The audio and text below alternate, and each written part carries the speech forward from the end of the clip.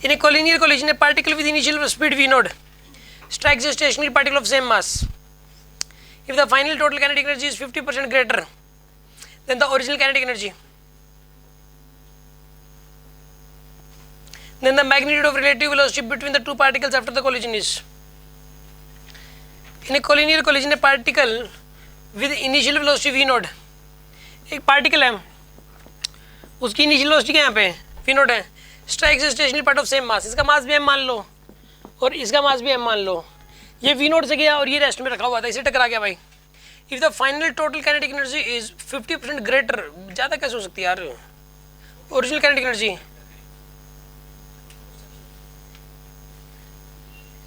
बाद वाली kinetic energy ज़्यादा है, आ कैसे गई energy. In A collinear collision A particle with an initial speed v naught strikes a stationary particle of same मास, यहाँ तक तो सही है.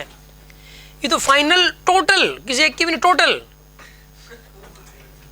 काइनेटिक एनर्जी 50% ग्रेटर तो ओरिजिनल काइनेटिक एनर्जी, ये तो महानात्म है भाई. तब magnitude of the relative velocity between the two particles after collision. एक बात बताओ, काइनेटिक एनर्जी अपने आप बढ़ गई, ये तो पहली बार सुना है. अब वैसे तो हम काइनेटिक एनर्जी बढ़ा के ये देश में जो एनर्जी का जो क्राइसिस है खत्म ही हो जाएगा.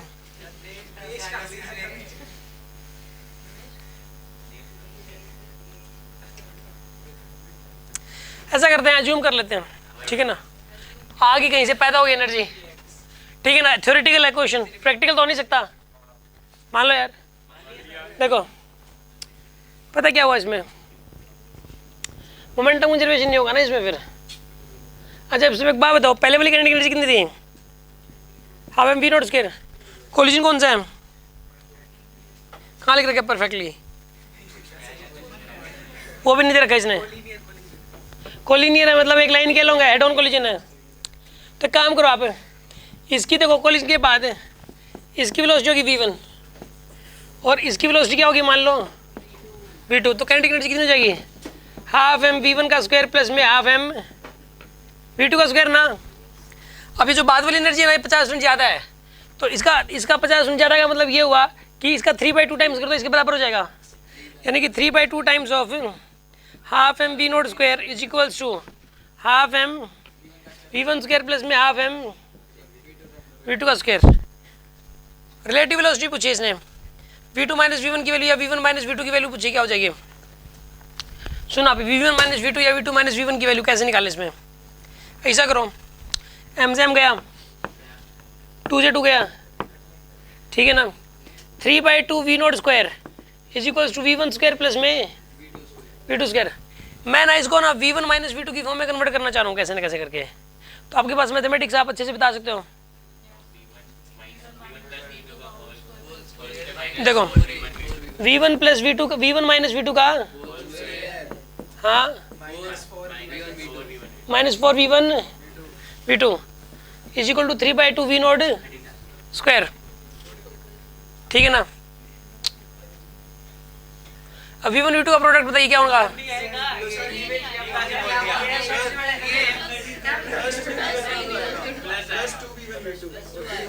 प्लस आएगा नहीं,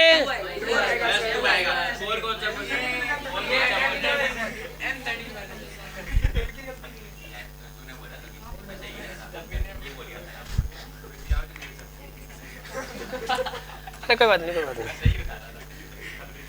चलना. देखो इसके अंदर जो है ना, अरे बातें नहीं,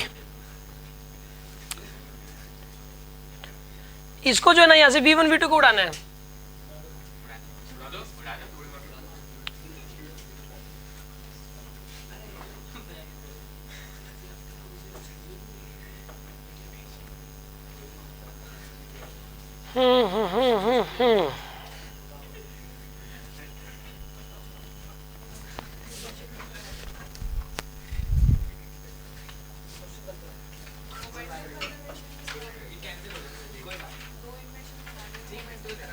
मोमेंट कंजर्वेशन लगाते हैं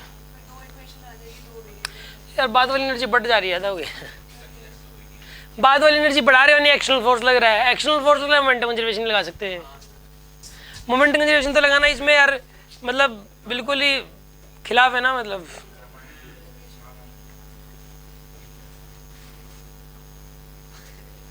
मैं मान सकता हूँ कि काइनेटिक एनर्जी बढ़ गई होगी, कोई एक्शनल फोर्स लग गया होगा यहाँ पे, बट एक काम करो ना, वो ई वाली इक्वेशन, लेकिन ई की वैल्यू नहीं पता। मोमेंट कंजर्वेशन लगाएं, मोमेंट कंजर्वेशन लगा तो नहीं सकते ना, इसमें एनर्जी बढ़ रही है, सिंपल्स लगी हो, चलो भाई लगा लो, आपका मन कर रहा है लगा लो, और तो कोई तरीका है नहीं भाई, यही इलाज है, यही करके देख। M v naught is equals to m v one plus में एम वी टू, ये m v naught is equals to क्या है यहाँ पे, v one plus v two आ गया, तो स्क्वायरिंग करो, चलो v naught square is equals to v one plus v two का कर दिया जी। अब बताओ क्या करूँ, लो भाई ये भी खोल देते हैं इसको, v naught square is equal to v one square plus में वी टू स्क्वायर प्लस में two v one v two. एक काम करते हैं, यहाँ पुट कर देते हैं ना, it implies that 3/2 v naught square minus का 2 v one v two is equals to v one square plus में वी टू स्क्वायर की वैल्यू भी आ गई।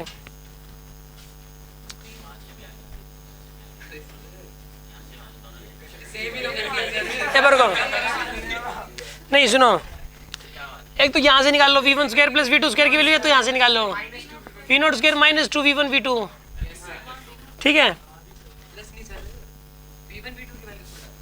ऐसा करो आप, रुको एक बार, इसको और इसको इक्वेट कर दो आप, इसको, क्योंकि v one square plus v two square की वैल्यू तो ये है और एक ये है, तो देखो 3/2 v naught square is equals to v naught का स्क्वायर माइनस का 2 वी वन वी टू, इसको इधर लेने का भाई, v naught square by 2 is equals to minus का 2 v one v two, v one v two की वैल्यू कितनी आएगी यहाँ पे,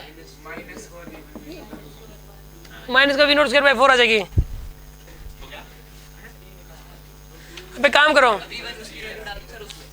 यहाँ डालो इसको, 3/2 v naught square is equals to v one minus v two का whole square minus v naught square by 2 आ गया आपके पास, इसको इधर ले जाओ, क्या बन जाएगा ये, 4 v naught square is equals to v one minus v two का होल स्क्वायर, कितना आएगा यहाँ पर, ये 2 वी नॉट आएगा, v one minus v two की वैल्यू आ जाएगी ना। सर वो रूट भी है सर, 2 होगा सर, 2 आएगा, रूट 2 भी आएगा सर, रूट 2 भी नॉट सर, माइनस लेके जाओगे ना तो 2 भी नॉट होगा। हां सर, अब रूट 2 आंसर मैच कर गया। वैसे ये मान है ये, मतलब ऐसे क्वेश्चन तो जेई मेन में क्वेश्चन पक्का हटा दिया गया होगा, हर साल 2-3 क्वेश्चन हटते हैं, उनमें से मिलेगा ये वाला। एक बात बताओ, एनर्जी कैसे बढ़ा दी, और एनर्जी बढ़ा भी रहा है, साथ में मोमेंटम कंजर्वेशन लगा रहे हैं। खैर हो सकता है इसमें एक्सटर्नल फोर्स जो लगा होगा ना, वो उस कोलिजन के परपेंडिकुलर लगा होगा। देखो जो कोलिजन हुआ ना हॉरिजॉन्टल में हुआ मान लो, और जो एक्सटर्नल फोर्स लगा वर्टिकल में लगा, वर्टिकल में लगा, एक्सटर्नल फोर्स वर्टिकल में लगा, लेकिन और जो कोलिजन वो किसमें हुआ, हॉरिजॉन्टल में हुआ। तो ओरिजिनल जब एक्सटर्नल फोर्स जब हॉरिजॉन्टल में लगा ही नहीं, तो मोमेंटम कंजर्वेशन हॉरिजॉन्टल में तो लगा सकते हैं, जो हमने लगा दिया। और काइनेटिक एनर्जी की जो बात कर रहा हूँ बिल्कुल टोटल वाली की बात कर रहा है, जिसमें वर्टिकल वाला जो एक्सटर्नल फोर्स है वो भी इंक्लूड कर लिया होगा इसने। बस यही हो सकता है इसके अंदर फिर, अगर ये सही है तो, ठीक है ना।